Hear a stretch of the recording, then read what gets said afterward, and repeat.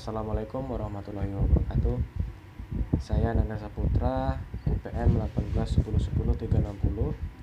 Di sini saya akan menjelaskan beberapa teori mengenai filsafat hukum, yaitu aliran-aliran yang ada di dalam filsafat hukum.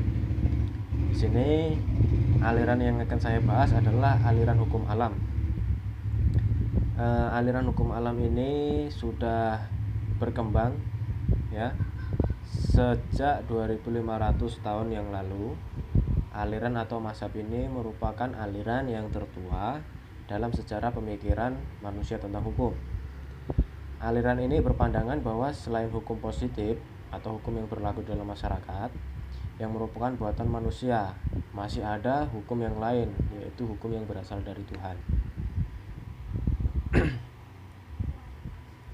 Aliran hukum alam ini sendiri timbul karena kegagalan umat manusia dalam mencari keadilan yang absolut. Menurut para penganut aliran ini, hukum alam bersifat universal atau abadi, berlaku sepanjang masa dan bagi semua bangsa. Hukum alam dianggap sebagai hukum yang lebih tinggi daripada hukum yang sengaja dibentuk oleh manusia, sehingga hukum yang berlaku di masyarakat ini tidak boleh bertentangan dengan hukum alam. Nah, beberapa mazhab hukum alam menurut W. Friedman memiliki beberapa peranan penting. Nah, peranan tersebut antara lain: 1. Sebagai instrumen utama dalam mengubah hukum sipil kuno pada zaman Romawi ke suatu sistem di mana yang luas dan kosmopolitan. Dan yang kedua, digunakan sebagai sasaran untuk menyelesaikan pertikaian antara pihak gereja dan para kaisar di Jerman pada abad pertengahan.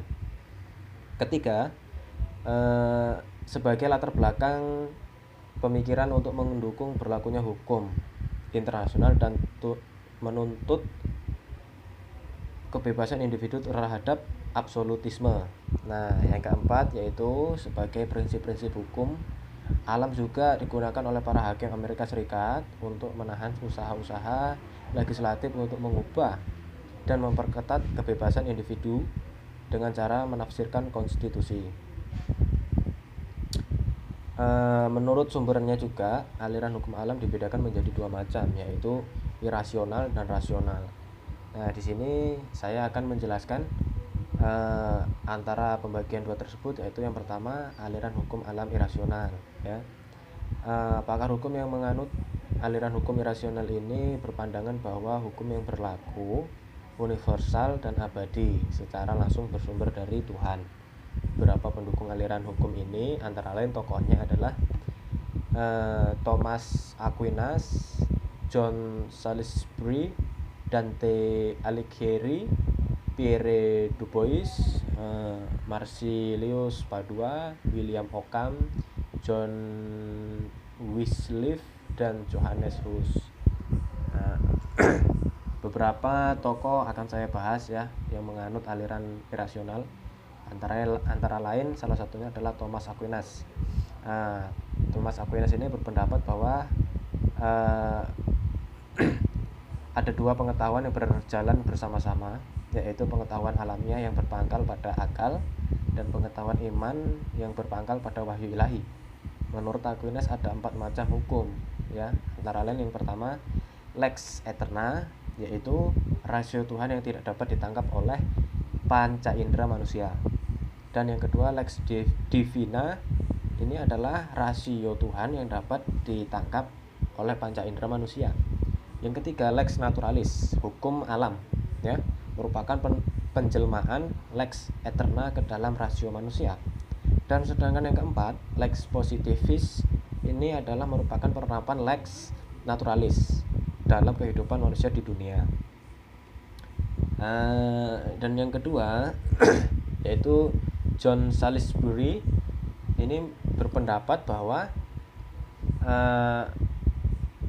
penguasa dalam menjalankan pemerintahnya wajib memperhatikan hukum tertulis dan tidak tertulis atau hukum alam yang mencerminkan hukum-hukum Allah. Tugas rohaniawan adalah untuk membimbing penguasa agar tidak merugikan rakyat, bahkan juga seharusnya menjadi abdi gereja.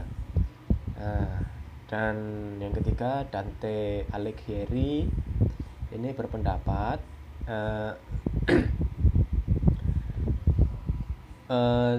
berpendapat dan juga dilatar belakangi oleh perselisihan antara penguasa di Jerman dan Prancis dengan kekuasaan Paus di Roma. Berbeda dengan Salisbury dalam memberikan pendapatnya, Dante lebih memihak kepada penguasa. Ia menentang penyerahan kekuasaan duniawi kepada gereja, ya.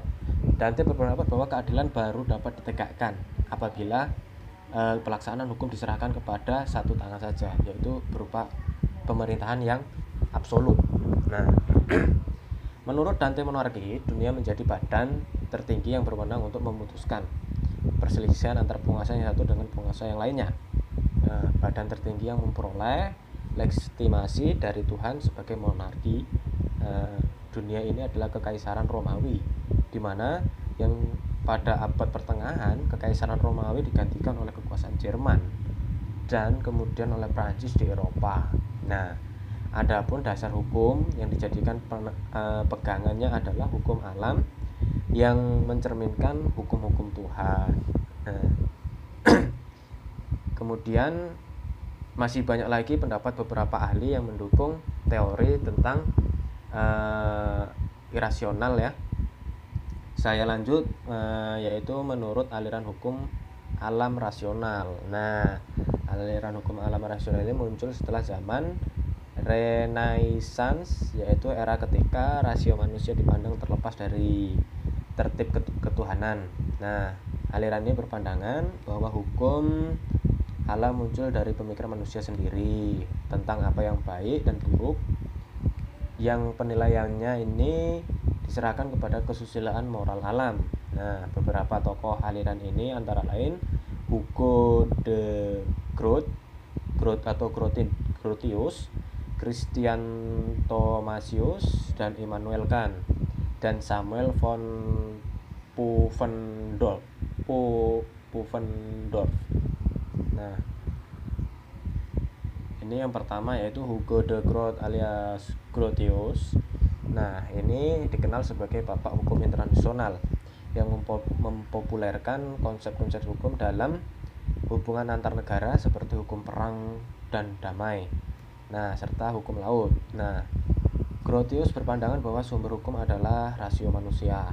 Nah, karena karakteristik yang membedakan manusia dengan makhluk lainnya adalah kemampuan akalnya. Nah, sehingga seluruh kehidupan manusia harus berdasarkan pada kemampuan akal dan rasionya masing-masing.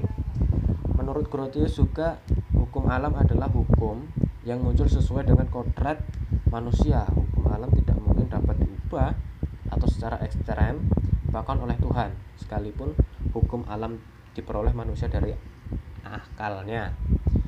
Tetapi Tuhanlah yang memberikan kekuatan mengikatnya. Nah, dan yang kedua menurut Samuel von Pufendorf dan Christian Thomasius. Nah, mereka merupakan penganjur pertama hukum alam di Jerman. Menurut Pufendorf, hukum alam adalah aturan yang berasal dari akal pikiran manusia yang murni, di mana unsur naluriah manusia lebih berperan ketika manusia hidup dalam masyarakat dan terjadi pertentangan antara kepentingan orang satu dengan orang yang lainnya. Nah, maka dibuatlah perjanjian secara sukarela di antara rakyat untuk menghentikan pertentangan tersebut. Kemudian Immanuel Kant. Nah, tokoh Immanuel Kant ini merupakan seorang filsuf, ya, dapat dibagi menjadi dua periode, yaitu zaman prakritis dan zaman kritis. Nah, pada periode prakritis, Kant menganut pendirian rasionalistis, nah, yang dipopulerkan oleh Wolff dan kawan-kawannya. Pada periode yang kedua, pemikiran Kant dipengaruhi oleh Hume dan mulai mengubah pandangannya menjadi pandangan yang bersifat kritis. Hukum merupakan filsuf yang menganut paham empirisme, yaitu suatu aliran yang berpendapat bahwa sumber pengetahuan manusia bukanlah rasio, melainkan empiri atau pengalaman. Ya. Di dalam hal ini adalah pengalaman yang berasal dari pengenalan indrawi. Nah, kritisme adalah filsafat yang mulai berjalannya dengan terlebih dahulu menyelidiki kemampuan dan batas-batas rasio. Nah, hal ini dilakukan penyelidikan unsur-unsur di mana dalam pemikiran manusia berasal dari rasio, atau sudah ada terlebih dahulu tanpa dibantu oleh pengalaman, ya, dan mana yang murni berasal dari pengalaman atau empiri. Nah, titik berat dari kritisisme ada pada rasio murni yang berkaitan erat dengan ilmu pengetahuan. Ini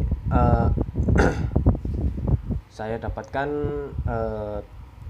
teori ini bersumber dari buku filsafat hukum, yaitu pengarang Dr. Muhammad Erwin, dan beberapa sumber yang berasal dari Google. Yaitu ini berasal dari Darji Darmodiharjo dan Siddhartha 2006, pokok-pokok filsafat hukum. Nah, ini masuk apa ya dan bagaimana filsafat hukum di Indonesia, Jakarta, Gramedia Pusat Utama. Nah, demikianlah yang dapat saya jelaskan. Saya akhiri. Assalamualaikum warahmatullahi wabarakatuh.